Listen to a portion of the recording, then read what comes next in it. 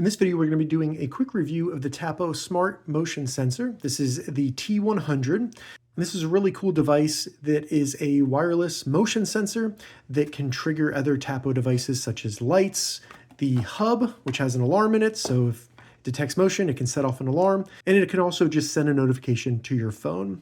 So in this video, we're going to start out with a quick unboxing. I'll show you what the device looks like, also its build quality. Then I'll show you how easy it is to set it up, and then I'll show you it in use. I'm also going to show you my use case, which is going to be in my basement, and I'm just going to have it turn on the lights in my basement. So if I'm down there, I don't have to remember to turn the lights on. It'll just turn on them for me. And if this video helps you, please consider giving it a like and also subscribe to my channel because that really helps me out. Additionally, check the links in the description because I'll have direct links to Amazon where you can get the Tapo Smart Motion Sensor as well as the hub. You do need the hub to be able to use this device. So you got to make sure that you have the hub set up first before we can set up the Smart Motion Sensor. And that's how all the sensors work for Tapo. They do need a hub. And before we open it up, I do want to say that this does come with the sensor and the battery as well as some 3M adhesive.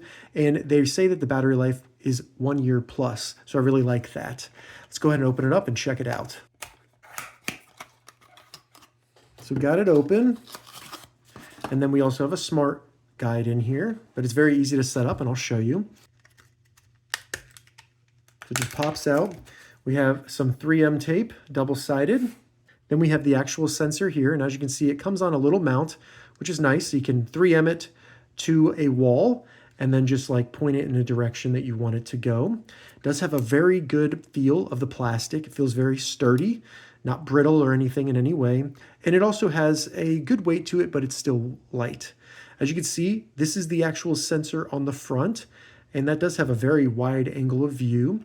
You have a nice Tapo logo, and then I believe this is going to be a little status light. Looking at the back, this is where you would remove the battery, and if you need to change it out after a year, and you can also lock the mount so that it will stay in one position and you don't have to worry about it like drooping or anything over time. So now that we've taken a closer look at the actual motion sensor from Tapo, let's go ahead and get it set up. And I'm just going to pull out this little blue tab that allows the battery to actually connect and it'll get some power. Now you just need to go to your phone, open up your respective app store and search TPLink Tapo. Go ahead and install the app and check the links in the description. I'll have direct links to the Google Play Store and to the Apple App Store. Once you get it installed, go ahead and open it up. You may need to create an account, but go up to the top, select the plus symbol, then select Add Device. And then under Tapo here, just scroll down until you get to Sensors. Now this is the T100, so it's right at the top. Select that.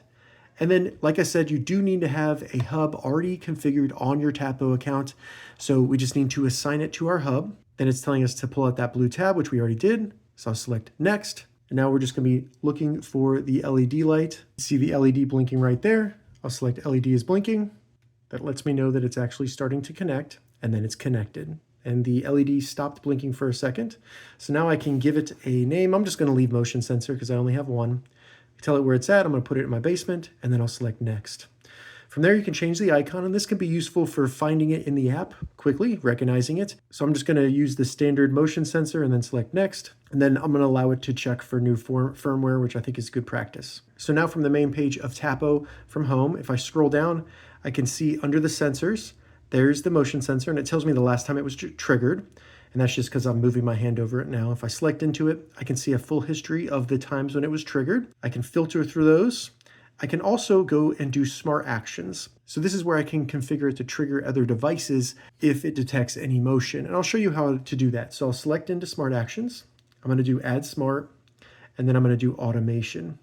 So when I'll select trigger, device status, the motion sensor detects motion, and then you can tell it what to do. So basically, if the sensor's triggered, what will it do? I'm going to have it run a shortcut, which will turn on all the lights in my basement. So I can create that, and I'll just name it motion turn on lights, save. And now if this detects motion, it's going to turn on all the lights in my basement, which is pretty cool. Additionally, in here, you have some other cool things, device sharing. So if you have multiple people in your house and you want to share this motion sensor with them so that they can get notifications and also see the history and set up smart actions, you could share that device with them and they'll be able to use it with their own account. In here, we can also go into the settings for the device. You can change the name and icon, stuff like that. And we can turn on notifications. So if it detects motion, it sends us a notification. You can also change the sensitivity for motion. So they have high, normal, and low. I'll do normal. And then we can do detection intervals. So this is going to be, the interval between when it will actually let you know and record that it detected motion. So I'm going to do 60 seconds, which is the max, and then select save. And you could also remove it from your account in here. If you wanted to delete it, get rid of it, something like that. So now that we have it set up and you've seen what it looks like, and as you can see, it triggered the lights to turn on. If I go back, you can see that my basement light bulbs are all on because of the motion here. So I'm just going to use the 3M tape here to go set this up in my basement, and I'll show you it turn on my lights by just me moving around. So I have the sensor placed on my door, and I didn't actually have to use the 3M because my door is metal and this is magnetic. So that's really cool as well. I'm just going to quickly turn off the lights in my basement, and I'm going to move around and we'll see if it triggers it. As you can see, triggered it really quickly. In the app, you can see 3:48 and 27 seconds, and that triggered basement on. So it worked really well.